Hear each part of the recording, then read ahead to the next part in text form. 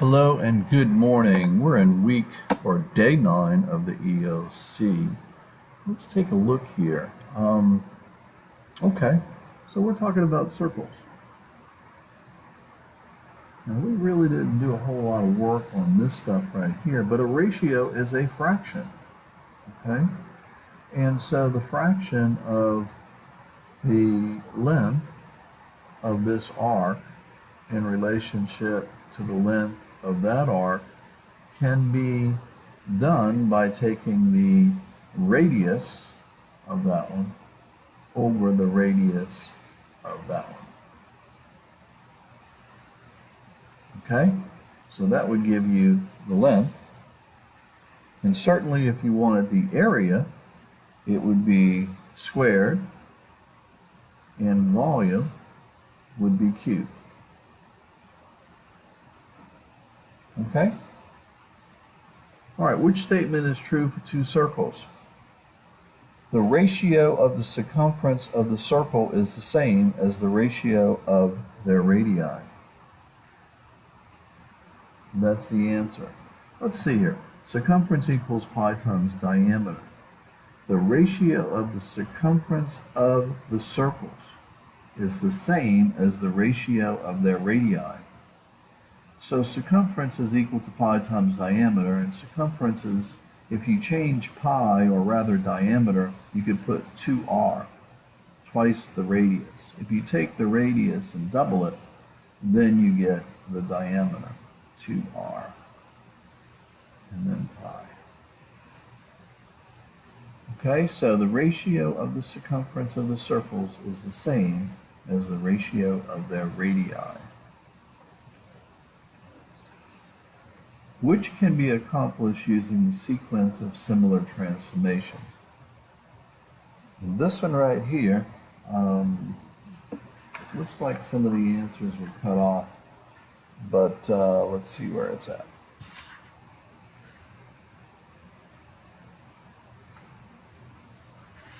Okay, so the choices should have been both of these. And for some reason, those choices were cut off. All right, let's move on now to something that I did teach you here, which is dealing with some of this stuff. And we still have similarities, so I guess there's one more.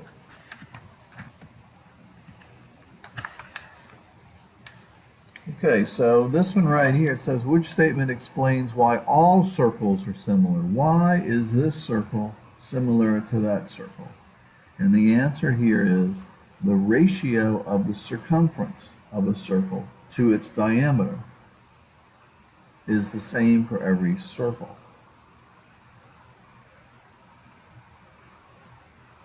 Circumference is equal to pi times diameter. And if you divide by pi,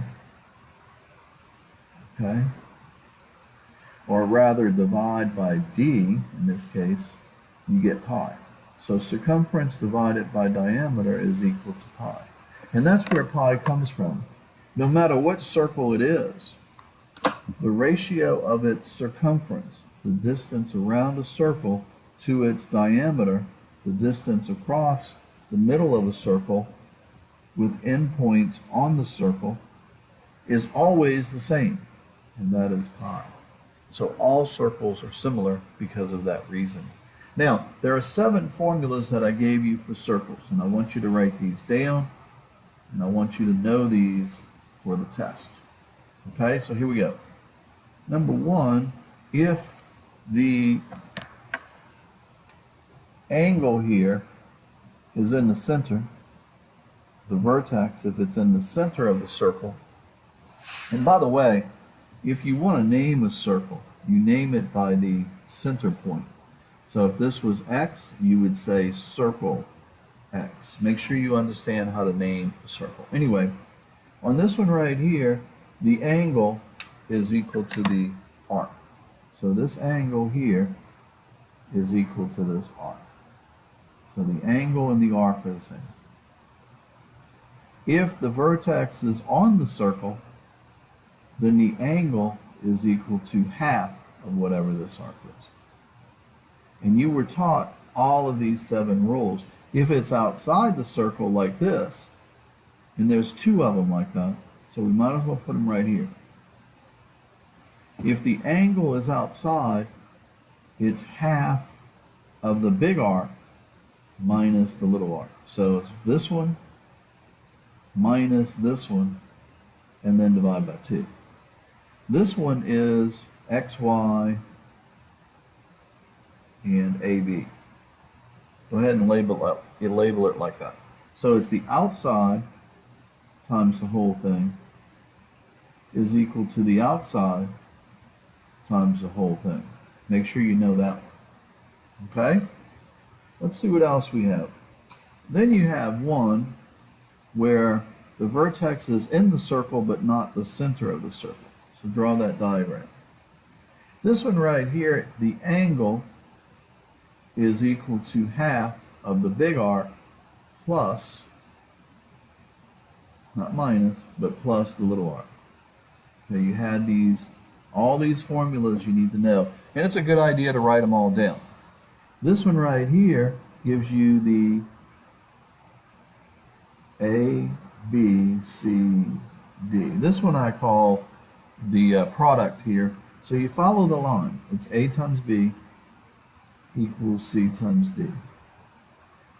Okay? And then finally you got the tangent, which looks like that. That's your tangent. This one, we'll call this A, B, and C. So the tangent squared is equal to the outside times the whole thing. And there it is, and that's it. And that's how you do that. And there are the 7 formulas. So let's start working these. This one, the measure of angle C is equal to that. Find the measure of angle D. Well, look here. This angle is on the circle, so that's inscribed. So you got to double it and get 110. And then this one right here, angle D, hits the same arc. So this angle here, believe it or not, is the same as that one. It should be 55 degrees. They both hit the same arc. If two arcs or two angles hit the same arc, they're equal. So that one has to be 55 as well. Number 2, let's take a look at this one here. Okay, so this is a diameter, or rather a tangent. See how it's 90 degrees? It's a tangent. So it's tangent squared is equal to the outside piece times the whole thing. Now, the problem here is we don't know what this whole thing is, so we're going to call that x. So it's going to be 7 plus x, just like that. All right? You're going to distribute. You're going to get 121 when you square it. You get 49 plus 7x. And then now you're going to subtract 49, and then you're going to divide by 7. So go ahead and try that. You should get 10.3 is what x is. And x is RS. And that's what they wanted you to find. Okay? Let's keep moving. Let's take a look at this one here. Okay, so they want you to find angle QPS. So QPS is this one. So we're looking for this one, so put an X right there. Okay? So these two angles right here, and I'm going to make it clear to you. These opposite angles, that one and that one, inside a circle, are supplementary. Make sure you know that. So opposite angles are supplementary. Write that down. Opposite angles supplementary. So in this case, you're going to take 3x plus 8 is equal to 5x plus 4, and then you got to work it out. So you're going to subtract 3x and get 2x. You're going to subtract 4 and get 4. So you're going to get x is equal to 2. Once you get x, you can plug it in and then subtract from 360. Okay? So let me think about this. All right, so we plug in the 2 here. We get 3 times 2 is 6. So that's going to be 14. So this one would be 14 degrees. If we plug in 2 here, we get 12. And 12 minus that 14 is going to give you a negative 2. Okay, so let's see here.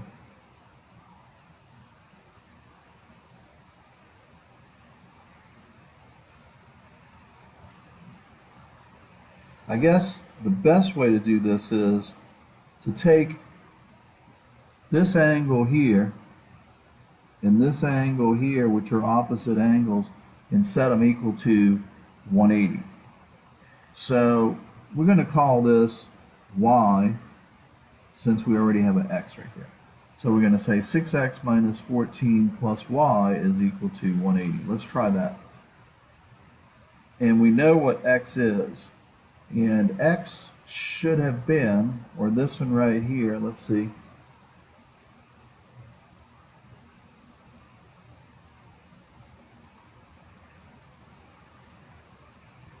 All right, let's see. Let me think. All right, let me back up. Let me try this again. These two angles right here should have added up to 180. So put 3x plus 8 plus 5x plus 4 is equal to 180. Okay, and that's what I said. They are supplementary, but I wrote it as equal. So be real careful with that. So draw a line. This gives you 8x plus 12. Okay, subtract 12 and then divide by 8. When you do, you get x equals 21. Once you get 21, you know that these two angles are supplementary. So you're going to say 6x minus 14, I guess that is equal to 180. All right, so 6x plus y, rather, is equal to 180. And so you're going to subtract, or rather multiply by 21. So 6 times 21 is going to be 112 minus 14. So 6 times 21, let's do that. Let's see that. 6 times 21 equals minus 14 equals, that equals 112. Now you're going to subtract 112 and get 68. So the answer on this one should be 68. And what I want you to know is, if you have a quadrilateral, 1, 2, 3, 4, inscribed in a circle, it's called inscribed, then opposite angles are supplementary. So this one plus this one add up to 180, just like this one plus this one add up to 180. Make sure you know that. That one is definitely on the EOC. Okay, work page 3.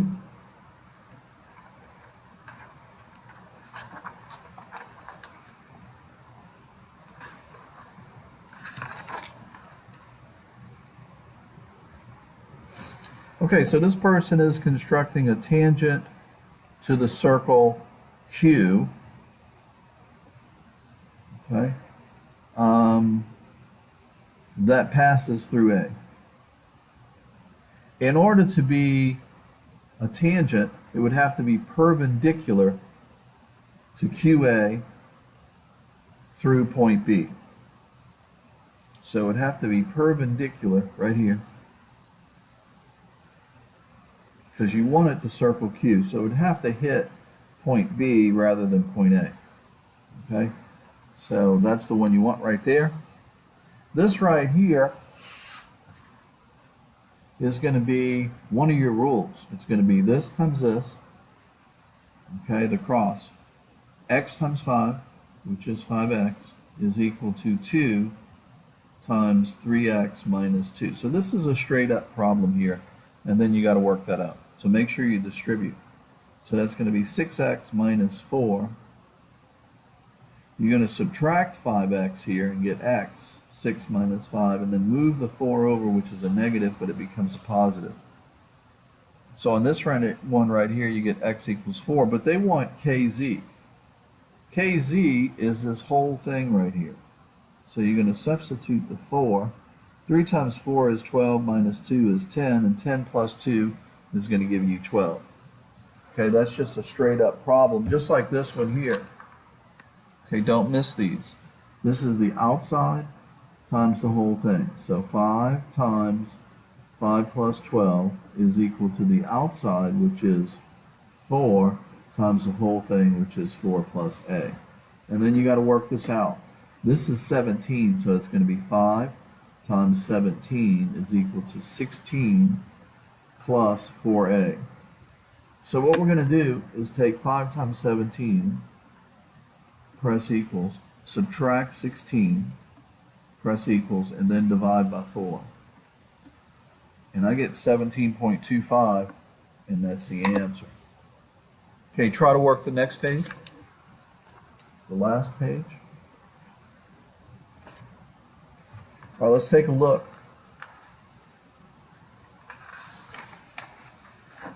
Well, what do we know? We're looking for angle B. Okay, remember I said that this opposite angle and this opposite angle are supplementary. So we're going to call this one x. So it's going to be x plus 80 is equal to 180. They are supplementary. You're going to subtract 80 and get 100. That one is pretty easy. But let's see if we can do this one. Find the perimeter. Well, we know this is 12. This is 12. Okay, we know this is 8. So this is 8. These two are equal, okay, from the same exterior point. We know that this whole thing is 16. So 16 minus 12 is going to give you 4. So this one is 4, and this one is 4. And so you add it all up. 12 plus 12, you go all the way around that triangle, plus 8 plus 8, plus 4 plus 4. And whatever you get is your answer. Okay, and it should be 48 is what she has. All right, last one. The center of an inscribed circle of a triangle has been established. So draw a triangle, put a circle in the inside. The circle is in the inside. Okay, and then it says which point on the sides of the circle should be chosen to set the width of the compass. And the answer is right here. The center of the circle, you're going to set your compass right there. The perpendicular, okay? The intersection of the side and the perpendicular passing through the center of the circle. Got to be the perpendicular. And there it is. And that is day 9. Make sure you learn those 7 formulas. Have a good day. Let's turn our attention now to MCR.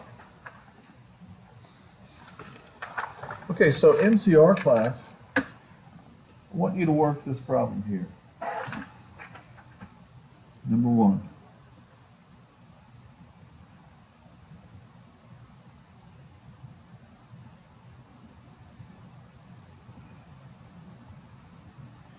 Okay. Number 2. And number 3.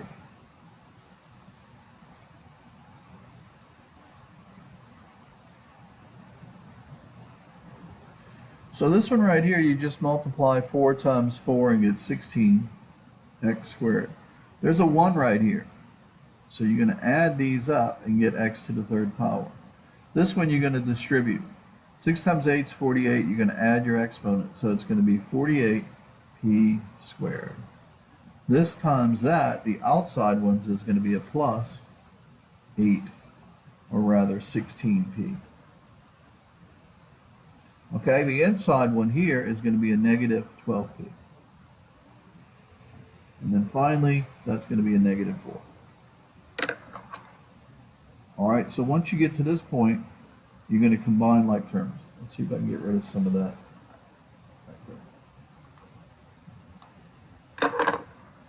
Okay, that's a 16p. Okay? All right, so it's going to be 48p squared. This right here is going to be a 4p, and then minus 4. And that's what we're doing today. Your worksheet will be on Canvas. Have a good morning.